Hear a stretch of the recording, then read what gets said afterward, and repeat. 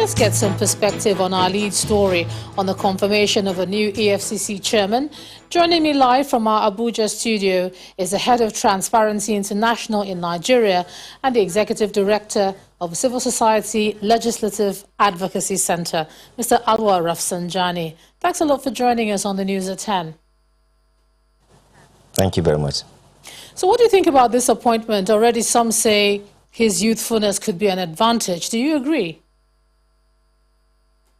Well, I absolutely agree that there is a potential for Nigerian youths to play a very important role in the development of this country. And him being, one of the senior or one of the key officers that were charged was the investigation and who also investigated high-profile cases of corruption in the commission. I think, it is not out of place if he is given this responsibility, although there are challenges that he has to face in order to get, or create a good impression and be able to handle the situation in the commission very well, and of course the expectation by Nigerians. So there are a number of, expectations that, we have on him that, if he is able to address that, I think, he will be able to succeed. Now, the challenges in the commission give a lot of people cause for concern, especially towards the end. Give us an idea of the scale of challenges before Mr. Bawa, looking at the anti-corruption fight and the way it was perceived by Transparency International. Okay, so some of the challenges that the commission actually has is that sometimes, the commission goes to court without thorough investigation, of some cases. And when they get to the court, the case usually get dismissed. So one of the things that we task Mr. Bawa is to ensure that before EFCC goes to court, there is a thorough investigation on some of these cases that they are going to prosecute. That's number one. Number two, there has not been good synergy between the other anti-corruption agencies and EFCC, and we hope that with his coming, he will be able to establish that good synergy between the EFCC and other anti-corruption agencies.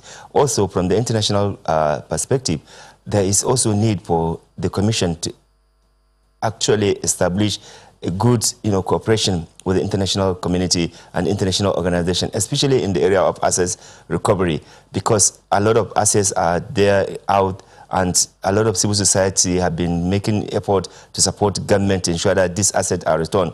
But one point that we are concerned with, lack of sufficient or greater accountability in the management of the recovered asset. So we task him to ensure that there's a better, transparency and accountability in the recovered asset.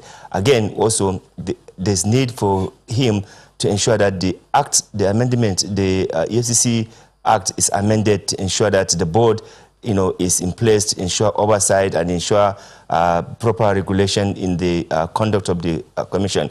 Also, I think it is important that training and retraining of the staff of EFCC is carried out on a regular basis. Again, the welfare of the EFCC staff need to be enhanced. We need to give them the necessary incentives and support. For example, they are putting their life without life insurance, and I think it is necessary that the EFCC is able to take care of its staff to reduce the possible incentives of being compromising their work.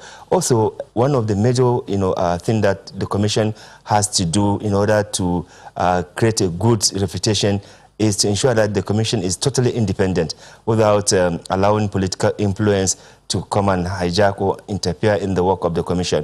I think it is important that the commission also begin, under his leadership, begin to have public engagement.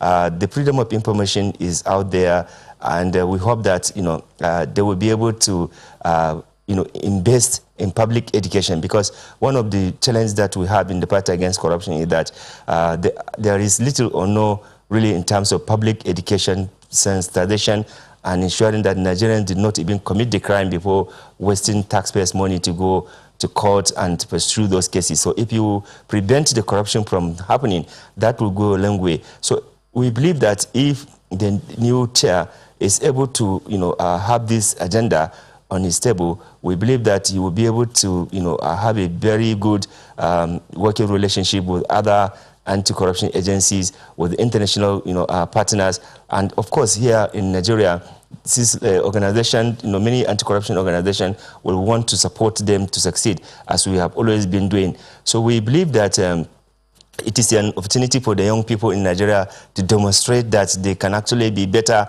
than those ones that have been mismanaging the country.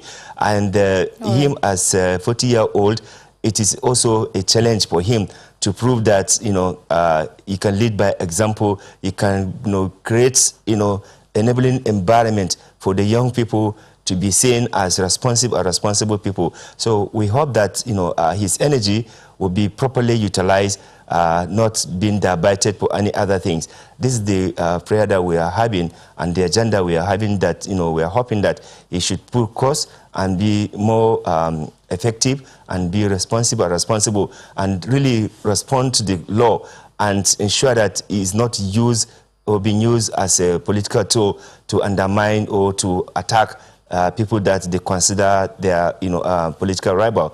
If he is able to do that, I can assure you that Nigerian people, the young people, will be proud of somebody who has been given that kind of responsibility. All right, thank you so much, Head of Transparency International in Nigeria, Mr. Auwal Rafasanjani. Thanks for sharing that on the News at 10 tonight. Thank you.